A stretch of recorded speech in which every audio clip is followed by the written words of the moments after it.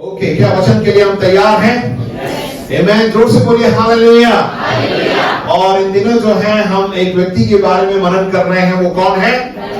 Daniel. Very good, आप सबको याद हो गया। आमेन। दानियल के जीवन से हमने बहुत कुछ देखा और दानियल और उसके 3 मित्र थे और उन 3 मित्रों का क्या नाम था? Shadrach, Meshach, Abednego, right. और इनके जीवन से भी हमने देखा, सबसे पहले हमने देखा कि इन चारों को परमेश्वर ने किस प्रकार इस्तेमाल किया। आरंभ से हम देखते हुए आ रहे हैं कि दानियल और शद्रक, मेशक, अबेदनेगो जो है ये एक बंदी बना के उनको बेबीलोन में लेके आया गया। और उसके बाद हम देखते हैं कि कैसे परमेश्वर ने उनको इस्तेमाल किया और उनको एक ऊंचा पद दिया। वो इसलिए क्योंकि वो परमेश्वर के प्रति विश्वासी योग्य थे और ईमानदार थे और जो कुछ उनके हाथों में दिया गया था उसका उन्होंने सही इस्तेमाल किया। और परमेश्वर ने उनको ज्ञानवान बनाकर रखा। क्यों? क्योंकि वो परमेश्वर के लिए अपने आप को उन्होंने पवित्र रखा, अपने आप को अशुद्ध नहीं किया। और हम देखते हैं जैसे जैसे आगे हम बढ़ते हैं परमेश्वर उनको जो है पदोन्नति देता है और साथ में बहुत से ऐसे लोग भी विरोध में खड़े हो जाते हैं जो उनकी टांग को नीचे खींचना मांगते हैं। और हमारे जीवन में भी ऐसा ही होता है। जब हम चाहते हैं कि हम ईमानदार रहें, अपने आप को पवित्र रखें, तो बहुत से ऐसे लोग हैं जो हमारे ऊपर क्या करना मांगेंगे? कीचड़ उछालना मांगेंगे। वो नहीं चाहते कि ये लोग जो है पवित्र रहे, वो हमें अशुद्ध करने की कोशिश करेंगे। बहुत सी बार हमारे बीच में ऐसी बातों को लेके आएंगे जिससे हम निराश हो जाएं और हम जो है परमेश्वर से अलग दूर हो जाएं। परंतु यदि हम अपने आप को परमेश्वर के साथ, उसके वचन के साथ हम बनाए रखेंगे, हम जब उसके साथ बने रहेंगे तो परमेश्वर हमारी सहायता मदद करता है। इतना कि उस आग की भट्टी में भी जो है परमेश्वर क्या है? हमारे साथ रहेगा। आमेन, हालेलुया।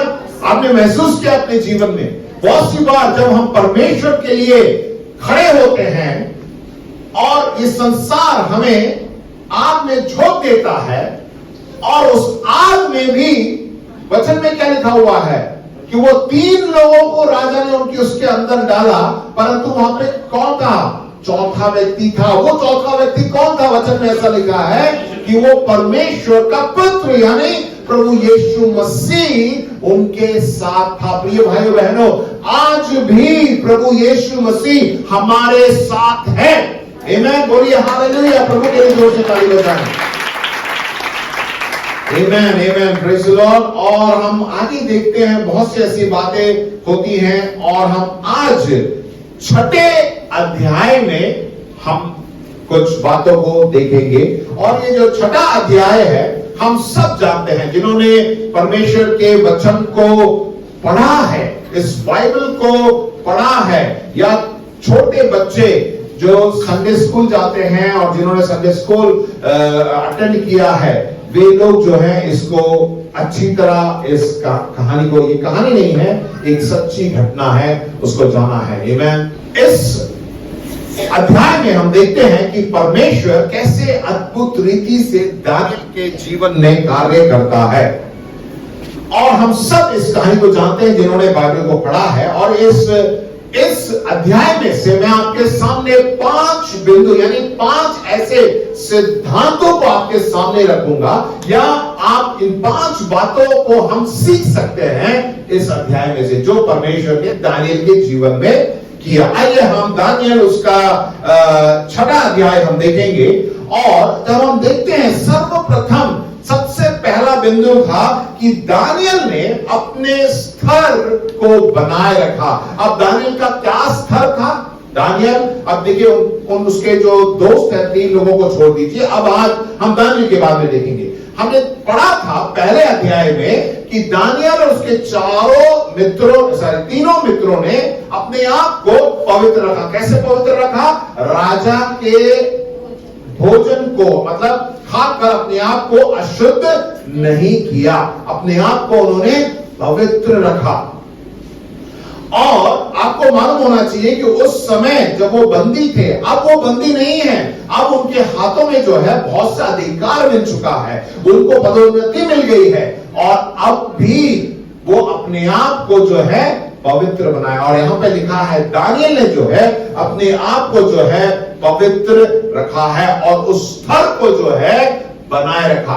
मसीह जीवन में जब हम प्रभु यीशु मसीह को पहले ग्रहण कर लेते हैं तो बहुत सी बात आरंभ में तो हम बहुत ही अपने आप को पवित्र रखते हैं, नहीं हमें ऐसे ठट्टा उड़ाने वालों के बीच में नहीं बैठना है, हमें जो है ऐसी गलत आदतों में नहीं बैठना है। जब हम मसीह जीवन में जब हम आगे बढ़ते हैं, आरंभ में तो जो है हम अपने आप को पवित्र रखते हैं, सुबह उठते हैं, प्रार्थना करते हैं, बाइबल पढ़ते हैं और संगति करते हैं, लोगों के साथ अच्छी अच्छी बातें करते हैं, हमारे मुंह से कोई भी गंदी गालियां नहीं निकलती हैं और कुछ भी गड़बड़ काम नहीं करते, हर चीज में जो है हम सतर्क रहते हैं। परंतु धीरे धीरे धीरे जब हमारी पदोन्नति बढ़ जाती है, हम पहले जो है दफ्तर में एक क्लर्क थे, उसके बाद हेड क्लर्क बन जाते हैं, उसके बाद बाबू बन जाते हैं, उसके बाद आगे बढ़ते जाते हैं ना, तो अभी धीरे धीरे क्या है, तो हमें कुछ पैसा भी आने लगता है और हमारी जो जान पहचान भी बढ़ जाती है और हमें जो है थोड़ा बहुत प्रसिद्ध हो जाते हैं। तो धीरे धीरे क्या होता है,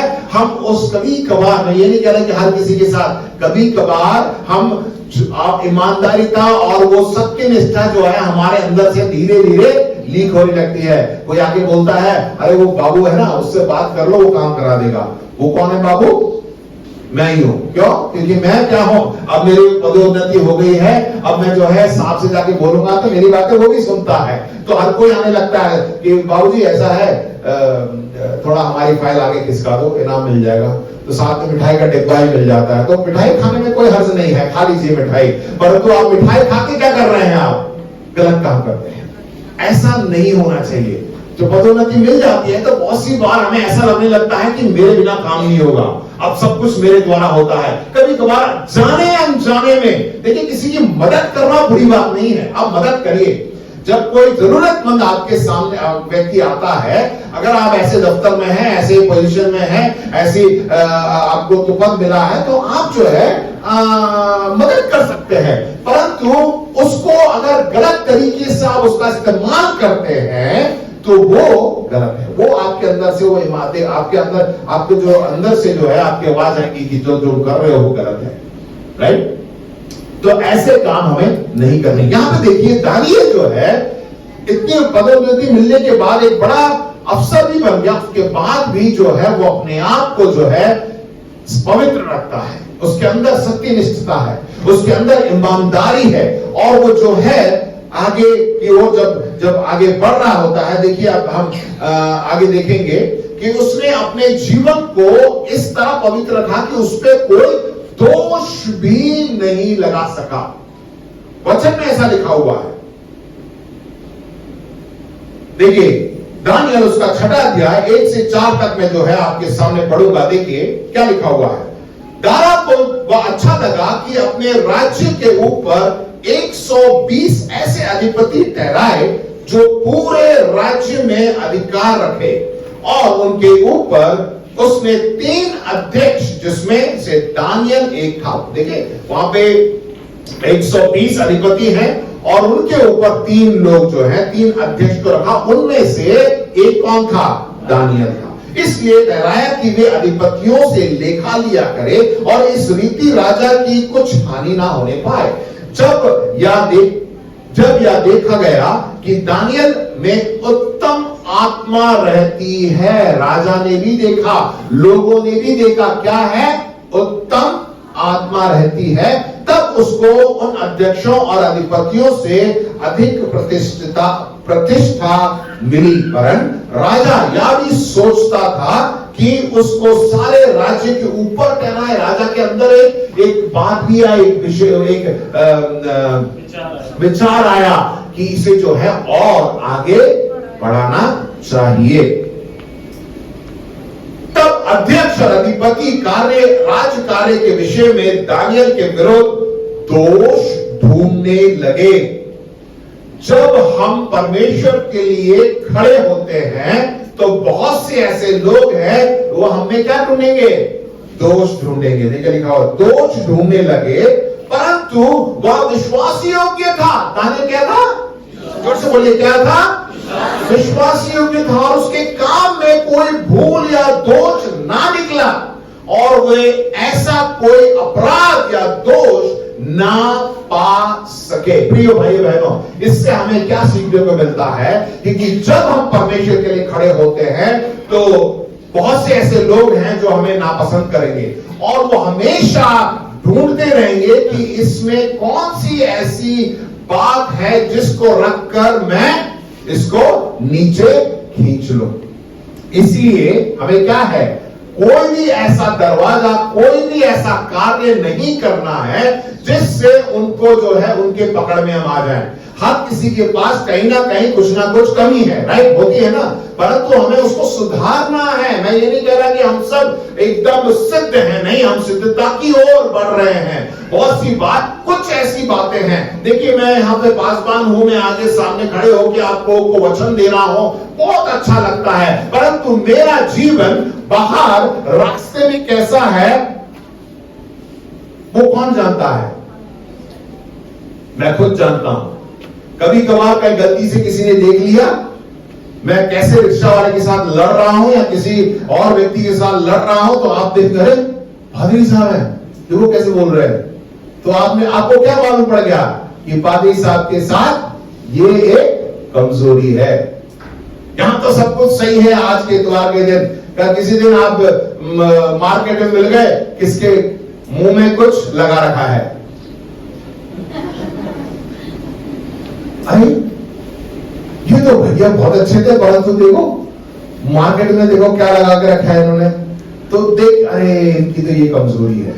लोग जो है ढूंढते रहेंगे कि कहीं ऐसी कमजोरी तो नहीं है, कहीं ना कहीं कभी कभार गुस्से में आके मुंह से कुछ ना कुछ निकल जाता है, एक तो भाई ये क्या निकल गया, कमजोरी है। परंतु हमें परमेश्वर के लिए खड़े होना है। कभी भी कोई ऐसा कार्य नहीं करना है जिससे लोग जो है हम पर दोष लगाए। वो कैसे होगा? जब हम परमेश्वर के साथ और परमेश्वर के कहे हुए वचन के अनुसार जब हम चलेंगे। यहां पर देखिए दानियल और उसके तीनों को जो मित्र थे वो 15-16 साल की उम्र में उनको बंदी बना के उनको लाया गया। और ये जब सच्ची घटना घट रही है तो दानियल 80-85 साल का हो गया था। करीब 60 साल तक वो उसी बेबीलोन देश में था और लोगों के बीच कार्य कर रहा था। परंतु जैसा वो 16 साल की उम्र में था, वही सत्यनिष्ठता, वही सत्यता, वही ईमानदारी, वही पवित्रता अब भी 80 साल की उम्र में भी वो है। क्या हम ऐसा जी सकते हैं? बोलिए आमीन। परमेश्वर जब हमारे साथ है तो वो हमारी सहायता करेगा और ताकि हम पे कोई भी दोष ना लगा सके। आमीन। तो सबसे पहली बात मैंने आपको बताई कि हमें जो है अपने स्तर को जो है बनाए रखना है। किस स्तर? पवित्रता का स्तर, ईमानदारी का स्तर। आमीन। आपस में बढ़ बोलिए, हमें अपने स्तर को बनाए रखना है। जोर से बोलिए आमीन, हालेलुया। दूसरी बात हम क्या देखते हैं? दानियल की सुरक्षा उसके परमेश्वर में थी। दानियल की सुरक्षा उसके परमेश्वर, यानी हमारा जो परमेश्वर है, हमारी सुरक्षा हमारे परमेश्वर पर है। देखिए दानियल उसके 6 अध्याय में 5 से 9 पढ़ूंगा, ध्यान से सुनिएगा। तब वे लोग कहने लगे, हम इस दानियल के परमेश्वर की व्यवस्था को छोड़ और किसी विषय में उसके विरुद्ध कोई दोष ना पा सकेंगे। अब क्या बोला उन्होंने? कोई दोष नहीं मिल रहा भैया इनके साथ, तो इनको पकड़ना बहुत ही मुश्किल है। ध्यान से देखिए इसमें क्या वचन में क्या लिखा है। हम इस दानियल के परमेश्वर की व्यवस्था को छोड़ किसी विषय में उसके विरुद्ध कोई दोष ना पा सकेंगे। बस एक ही विषय है, परमेश्वर के विषय में। गलत बात नहीं है, ये सही बात है।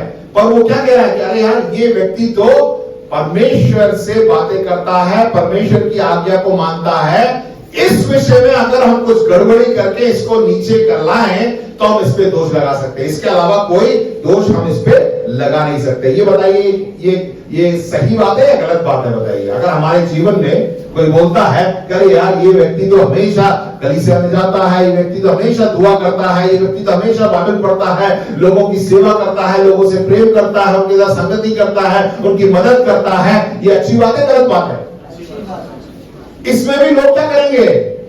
दोष लगाने की कोशिश करेंगे, राइट? क्या किया देखिए इनमें क्या हुआ। तब वे अध्यक्ष और अधिपति राजा के पास उतावले से आए और उनसे कहा राजा के सामने, हे राजा दारा, तू युगानुयुग जीवित रहे। बहुत अच्छा लगता है सुनने में बार बार राजा को। राज्य के सारे अध्यक्षों ने और हाकिमों ने, अधिपतियों ने, न्यायों ने और गवर्नरों ने भी आपस में सम्मति की। देखिए इतने लोग हैं, बड़े बड़े लोग, इन सब लोगों ने एक विचार विमर्श किया, कैसे ना कैसे करके इनको क्या करना है, दानियल को जो है नीचे खींचना है, कि राजा ऐसी आज्ञा दे और ऐसी कड़ी आज्ञा निकाले कि 30 दिन तक जो कोई, हे राजा, तुझे छोड़ किसी और मनुष्य या देवता से विनती करे वह सिंहों की मांग में डाल दिया जाए। इसलिए अब हे राजा ऐसी आज्ञा दे और इस पत्र पर हस्ताक्षर कर, जिससे यह बात मादियों और फरीसियों और अटल व्यवस्था के अनुसार बदली ना जा सके। तब दारा राजा ने उस आज्ञा पत्र पर हस्ताक्षर कर दिए।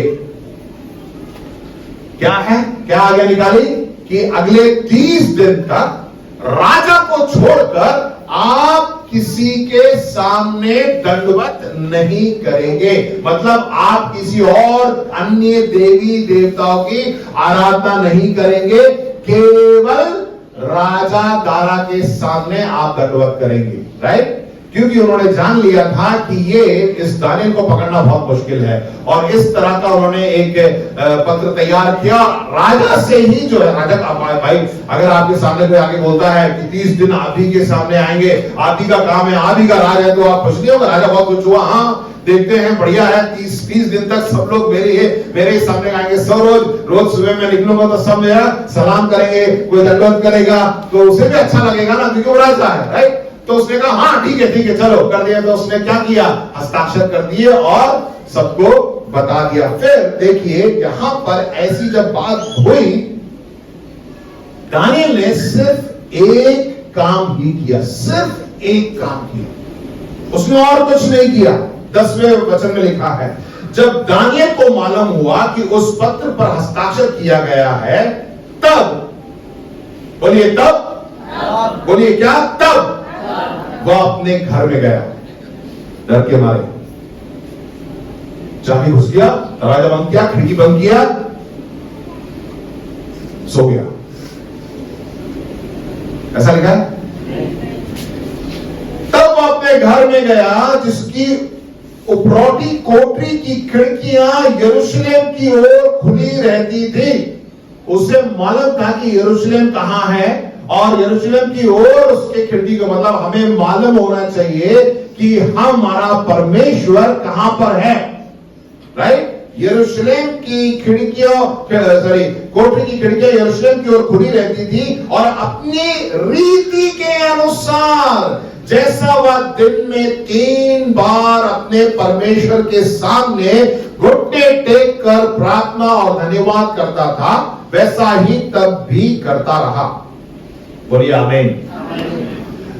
प्रियो, बहुत सी बार जब हम किसी संकट में पड़ जाते हैं, कोई बीमारी आ जाती है, अचानक परिवार में कुछ गड़बड़ी हो जाती है, पति पत्नी के बीच में नोकझोंक हो जाती है, बच्चे दूर हो जाते हैं, जवान बच्चे लड़के लड़कियां जो हैं आपसे जो है निराश हो जाते हैं, तब हम क्या करते हैं, चलो भैया अब प्रार्थना करेंगे, चलो पादरी साहब से भी बोले, पास्टर साहब प्रार्थना करें, मैसेज भी भेज दिया कि पूरे चर्च में पादरी साहब कृपया करके सब लोगों से बोले कि मेरे लिए प्रार्थना करें। और ये सब जो है हम अचानक करने लगते हैं। होता नहीं होता? बताइए, आप सच बताइए, है ना?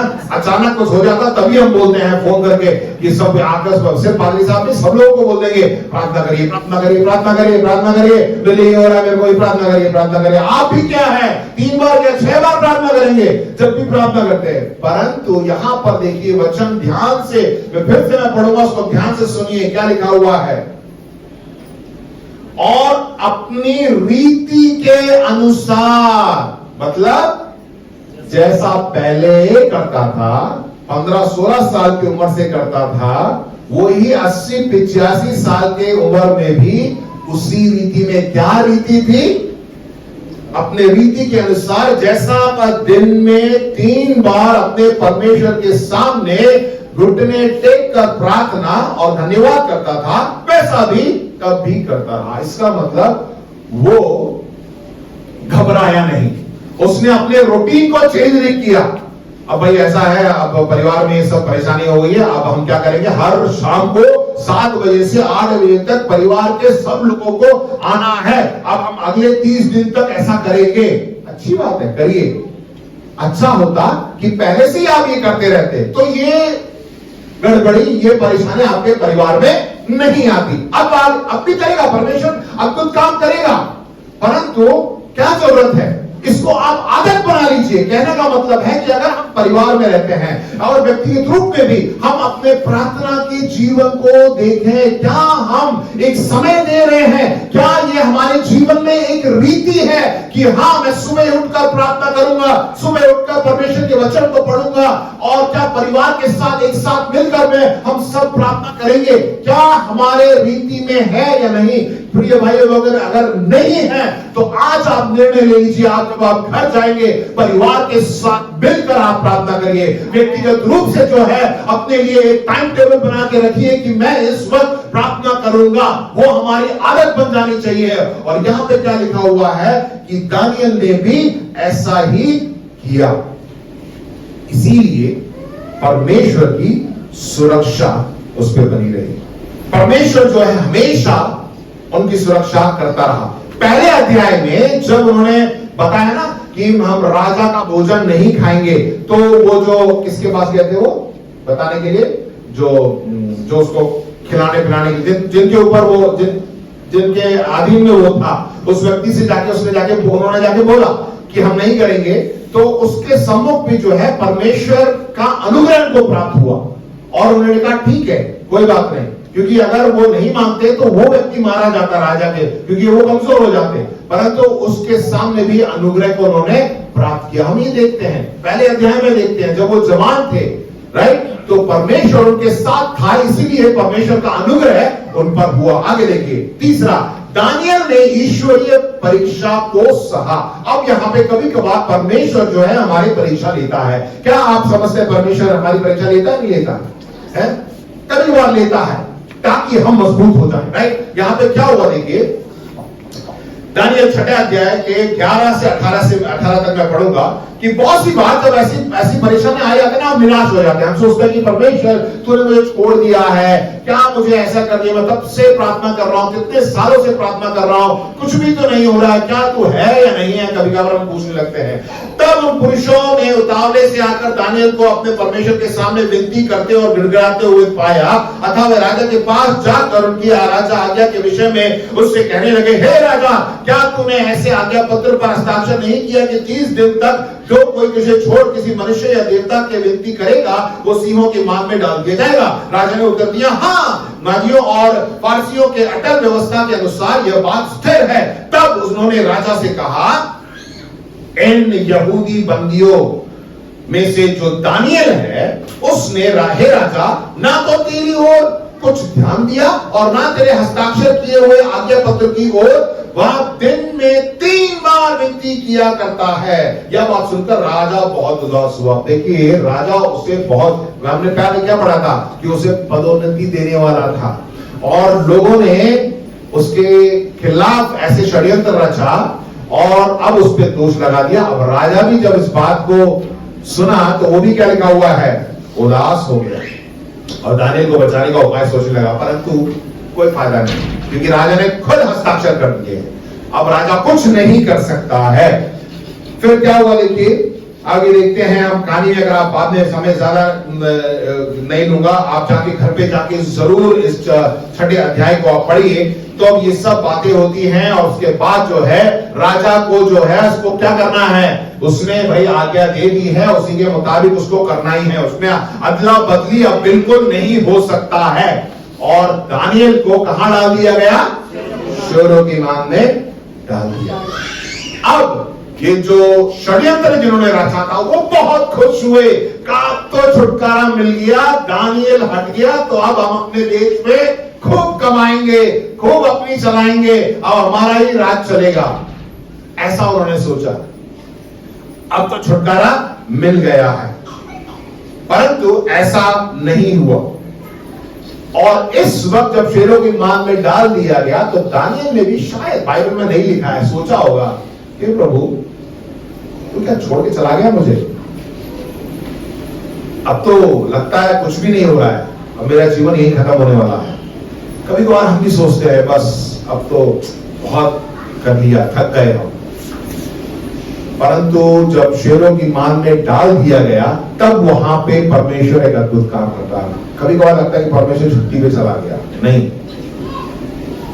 अभी एक गीत गाया था हमने, क्या है, जब कुछ ना दिखे तो वो कार्य कर रहा है। कुछ आवाज नहीं आ रही है तो परमेश्वर कार्य कर रहा है। आपस में बोल के बोलिए, परमेश्वर कार्य कर रहा है। सोइएगा मत, परमेश्वर कार्य कर रहा है।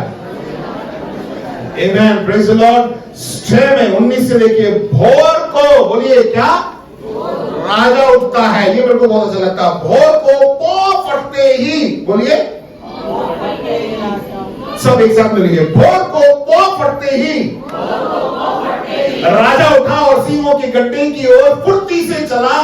तब राजा गड्ढे के निकट आया, तब शोक भरी वाणी से चिल्लाने लगा, बड़े शोक के साथ दानियल से कहा, दानियल, हे दानियल, है जीवित परमेश्वर के दास, क्या तेरा परमेश्वर जिसकी तू नित्य उपासना करता है तुझे सिंहों से बचा सका कि नहीं? घबरा के, भाई आप किसी से जाके, आप किसी को सजा हो गई है, आप जाके वहां के, भाई आपको क्या उम्मीद है कि वहां पे शेरों की मान में डाल दिया जाएगा तो क्या होगा, झपट के सब खा लेंगे। और वहां जाके आप पूछ रहे जिंदा है क्या तू? पूछने में भी हमें झिझक आती है ना, मैं हमारा लगता है यार पता नहीं क्या। परंतु यहां पर जो है राजा जाकर पूछ रहा है, राइट, वो बहुत ही चिंतित है। और वो पूरी बाइबल में लिखा हुआ है कि राजा पूरी रात सोया भी नहीं। और सुबह सुबह जो है यहाँ पे लिखा है कि भोर को पौ फटते ही राजा दौड़ के गया। तब दानियल ने राजा से कहा, हे राजा, तू युगानुयुग जीवित रहे। आमीन, हालेलुया। मेरे परमेश्वर ने अपना दूत भेजकर सिंहों के मुंह को ऐसा बंद कर रखा कि उन्होंने मेरी कुछ भी हानि नहीं की। इसका कारण यह है कि मैं उसके सामने निर्दोष पाया गया। आमीन, हालेलुया। परमेश्वर हमारा इतना सामर्थ्य है कि सिंहों के मुंह को भी वो बंद कर देता है। क्यों? देखिए, दानियल खुद बोल रहा है कि उसके सामने मैं निर्दोष नहीं पाया गया, मैं निर्दोष पाया गया। मेरे अंदर परमेश्वर भी कोई दोष नहीं निकाल सका। क्या हमारा जीवन इस प्रकार है? लोगों के सामने भी निर्दोष और परमेश्वर के सामने भी निर्दोष। बहुत सी बार हम परमेश्वर के सामने तो निर्दोष रहते हैं, परंतु मनुष्य के सामने जो है बहुत सी ऐसी बातें हमारी आ जाती हैं जिस पे वो दोष लगा देते हैं। परंतु यहां पर वो खुद बोलता है कि मैं उसके सामने निर्दोष पाया गया, और हे राजा, तेरे सम्मुख भी मैंने कोई भूल नहीं की। तब राजा ने बहुत आनंदित होकर दानियल को गड्ढे में से निकालने की आज्ञा दी। अतः दानियल गड्ढे में से निकाला गया और उस पर हानि का कोई चिन्ह ना पाया गया, क्योंकि वह अपने परमेश्वर पर विश्वास रखता था। क्या हम अपने परमेश्वर पर विश्वास करते हैं? आमीन, बोलिए, मैं परमेश्वर पर विश्वास करता हूं। ताली बजाइए, हालेलुया। जब ऐसी परेशानी आ जाती है तो आप चिंतित मत होइए। बस आपको क्या करना है, आप परमेश्वर के वचन को पढ़ते हैं तो आपको मालूम है कि क्या सही है क्या गलत है। अगर गलत है तो नहीं करूंगा, सही है तो उसको मैं करूंगा। बस इसकी चिंता करिए। क्योंकि जब देखिए स्कूलों में जो है बच्चे परीक्षा देने जाते हैं, जब परीक्षा दी जाती है तो एकदम क्या होता है, उसमें बोर्ड में लिखा रहता है साइलेंस प्लीज, राइट, कि एकदम शांत रहें। एग्जाम देने के वक्त जो है कोई डिस्टर्बेंस नहीं होना चाहिए, कोई सब बड़े शांतिपूर्ण ढंग से जो है अपनी परीक्षा देते हैं, राइट। उसमें बोलने का अधिकार किसके पास है, टीचर के पास। सिर्फ अध्यापक ही उस वक्त बोल सकता है। और उस परीक्षा में यदि कोई चीटिंग करता है तो उसको क्या कर देंगे, बाहर निकाल दिया जाएगा। टीचर जो है उसको बोलेगा उठो, बाहर निकलो, क्लास से बाहर निकलो। तो बहुत सी बात हमारे जीवन में जब ऐसी परीक्षा आती है तो हमें बोलने का कोई अधिकार नहीं है और ना ही चीटिंग करने का अधिकार है। अरे परमेश्वर कुछ बोल ही नहीं रहा है, मैं प्रार्थना कर रहा हूं, सुन ही नहीं रहा है, कुछ भी नहीं हो रहा है, चलो मैं थोड़ा अपनी ओर से थोड़ी जुगाड़ लगा लो, शायद हो जाए। वो काम नहीं हो रहा है तो चलो मैं, तो वो क्या है, चीटिंग है। हम सोचते हैं कि परमेश्वर कुछ नहीं बोल रहा है, शांत है, तो चलो मैं कुछ कर लेता हूं। अगर आप ऐसा करेंगे तो वो चीटिंग है। अगर आप चीटिंग करेंगे तो क्या होगा, तब टीचर भी बोलेगा उठो बेटा, क्लास से बाहर। अरे नहीं सर छोड़ दो सर, ऐसा पहली बार है सर, गलती हो गई सर। अनुग्रहकारी है तो ठीक है, बैठ के लिख, नहीं है तो स्ट्रिक्ट टीचर होगा तो कुछ नहीं बेटा, जा अभी तू जा, कल अपने पापा के साथ आइए, राइट। सिर्फ अधिकार परमेश्वर पर है, हमारा परमेश्वर अनुग्रहकारी है, परंतु हमें चीटिंग नहीं करनी, हमें अपने आप को जो है पवित्र रखना है। क्या मेरे साथ हैं? दो और बिंदु उसके बाद समाप्त करूंगा। चौथा है, परमेश्वर ने दानियल को के शत्रु को नहीं बख्शा। देखिए जब हम परमेश्वर के लिए खड़े होते हैं तो परमेश्वर हमारे शत्रुओं को भी नहीं बख्शेगा। उसके बाद 24वें वचन में लिखा है, तब राजा ने आज्ञा दी कि जिन पुरुषों ने दानियल की चुगली खाई थी वे अपने अपने बाल बच्चों और स्त्रियों समेत लाकर सिंहों के गड्ढे में डाल दिए जाएं, और वे गड्ढे की पैंदी तक भी ना पहुंचे कि सिंह ने उन पर झपट कर सब हड्डियों समेत उनको चबा डाला। हाय हाय हाय हाय, सोच के देखिए, वो पूरी रात सिंह जो है भूखे थे, कब हमें कुछ खाने को मिलेगा, और जैसे ही आज्ञा हुई उन्होंने जो है हड्डी समेत चबा डाला। अगर आप मांसाहारी हैं, जब भूखे होंगे तो आप बहुत सी बार हम लोग ऐसे ही खा लेते हैं, राइट। साथ बात बड़ा हो तो ये भी देखा क्या है, मिर्च लगा है, क्या लगा, कुछ भी नहीं, पूरा खा लिया हमने। इस तरह जो है सिंहों ने यहाँ पे खा लिया। देखिए इससे हमें क्या मालूम पड़ता है कि जब हम परमेश्वर के लिए हम खड़े होते हैं ना, तो परमेश्वर जो है वो अपने तरीके से कार्य करता है। ये मत सोचिए कि ये व्यक्ति जो है मुझे बहुत परेशान कर रहा है, ये जो अफसर है हमेशा मेरे को दबाते रहता है, या मेरे साथ के लोग हमेशा मेरी टांग खींचते हैं, इनको मैं सबक दूंगा। यदि आप सोचते, यदि दानियल भी ऐसा सोचता ना, तो परमेश्वर शायद कोई चीटिंग हो जाती, परमेश्वर शायद उसकी मदद नहीं करता। परमेश्वर जानता है, लिखा हुआ है बाइबल में कि बदला लेना हमारा काम नहीं है। किसका काम है? वो जानता है किसको किस प्रकार सजा देनी है। हमें उसकी चिंता नहीं करनी है। हमें अपने आप, अगर आपने बदला लेने की कोशिश की, आपने कुछ कर दिया, तो बस वहीं पे आप दोष लग गया। अब बताइए क्या कर सकते हैं? कोई आकर आपको थप्पड़ मारता है तो आप क्या करेंगे?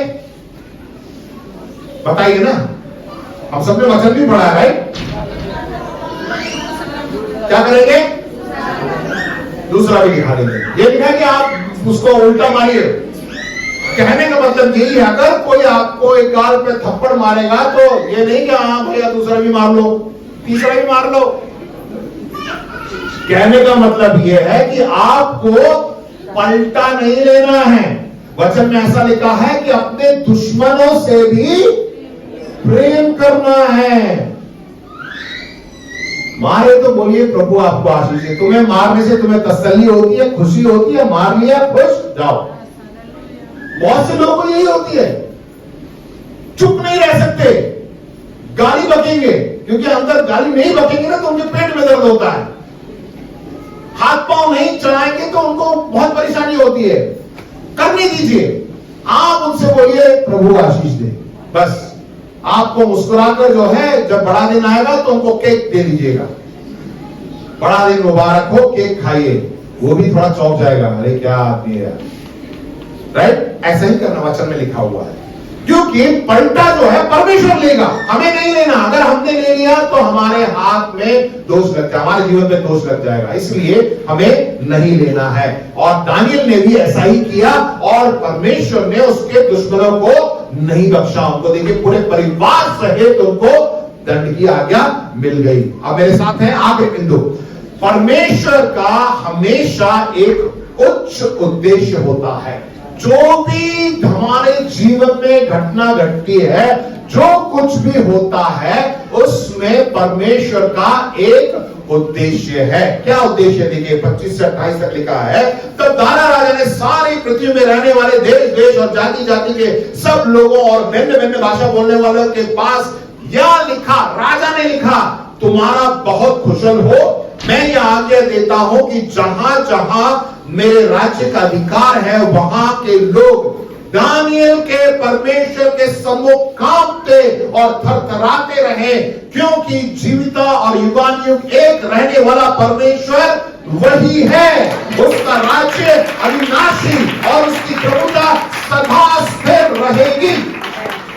जिसने दानियल को सिंहों से बचाया है, वही बचाने और छुड़ाने वाला और स्वर्ग में और पृथ्वी पर चिन्हों और चमत्कारों का प्रकट करने वाला है। इस प्रकार दानियल दारा और क्रूसु फारसी दोनों के राज्य के दिनों में सुख चैन से रहा। आमेन, हालेलुया। हम में से हर कोई सुख और चैन का जीवन जीना चाहता है कि नहीं? बोलिए। तो हमें क्या करना है? जैसा परमेश्वर कहता है वैसा ही अपने जीवन को बिताएं और अपने आप को पवित्र रखें। दानियल के समान यदि हम अपने आप को रखेंगे तो परमेश्वर हमें ऊपर उठाएगा और अद्भुत काम को हमारे जीवन में करेगा और हमारे द्वारा बहुतेरे परमेश्वर के राज्य में प्रवेश करेंगे। यही इसीलिए परमेश्वर ने मुझे चुना है, आपको चुना है, हर एक को इंडिविजुअली आपको इसलिए चुना है कि आपके द्वारा लोग उद्धार को प्राप्त कर सकें। आमेन। क्या विश्वास करते हैं?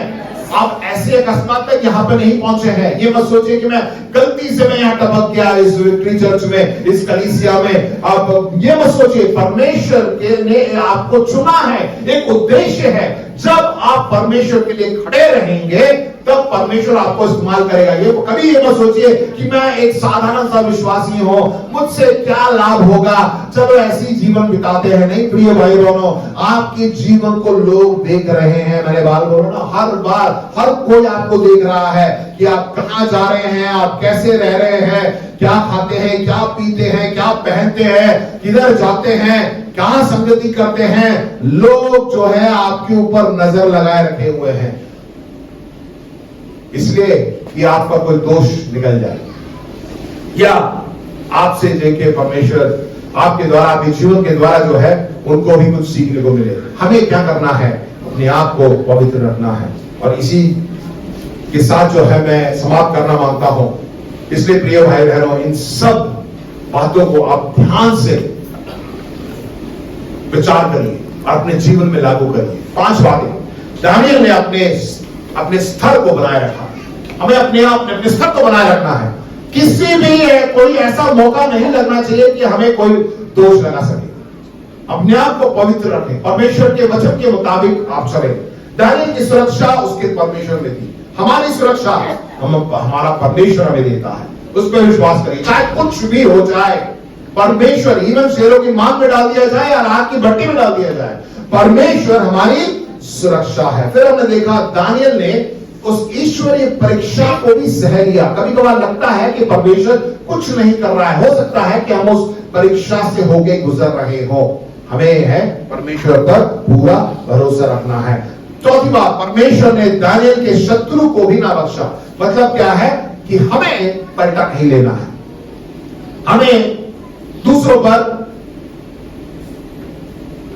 गलत जो है हम पलटा ना ले, बस अपना काम करें। परमेश्वर ने कहा कि आप उनसे प्रेम करें तो आप प्रेम करिए, परमेश्वर है जो पलटा लेगा। आखिरी में परमेश्वर का एक उद्देश्य है हमारे जीवन का, उसे हमेशा ध्यान रखें कि परमेश्वर जो है हमें आगे बढ़ाएगा। आखिरी में एक वचन रोमियो 8:38 और 39 में ऐसा लिखा हुआ है, हम सब जानते हैं, राइट? यदि आप उसको देख सकते हैं तो मैं चाहूंगा कि हम सब उसको मिलकर हम पढ़े। रोमियो 8:38 और 39। क्योंकि मैं निश्चय जानता हूं कि ना मृत्यु, ना जीवन, ना स्वर्गदूत, ना प्रधानताएं, ना वर्तमान, ना भविष्य, ना सामर्थ, ना ऊंचाई, ना गहराई और ना कोई और सृष्टि हमें परमेश्वर के प्रेम से जो हमारे प्रभु मसीह यीशु में है अलग कर सकेगी। आमीन। प्रभु के लिए जोर से ताली बजाइए। परमेश्वर हमसे प्रेम करता है। कोई भी संसार की बातें या वस्तु जो है परमेश्वर के प्रेम से हमें अलग नहीं कर सकती। प्रिय भाइयों बहनों, आज हो सकता है कि बहुत ही कठिनाइयों के साथ आप जीवन बिता रहे हो, पर आपके परिवार में जो है अशांति है, हो सकता है कि आपके दफ्तर में अशांति है, आपके जीवन में उथल पुथल है, आप बहुत परेशान हो रहे हैं। प्रिय भाइयों बहनों, आज परमेश्वर कहता है कि कोई भी ऐसी चीज जो है मुझे आपको मेरे प्रेम से अलग नहीं कर सकती है। परमेश्वर के वचन पर आप ध्यान दीजिए, परमेश्वर के वचन के मुताबिक अपने जीवन को बिताइए। जैसे दानियल ने अपने जीवन को रखा, वैसे जब हम चलेंगे तो परमेश्वर अपने समय में हमें ऊपर उठाएगा। आमीन, हालेलुया। क्या आपने कुछ परमेश्वर से पाया आज? परमेश्वर का धन्यवाद दीजिए, ताली बजाइए, परमेश्वर का धन्यवाद।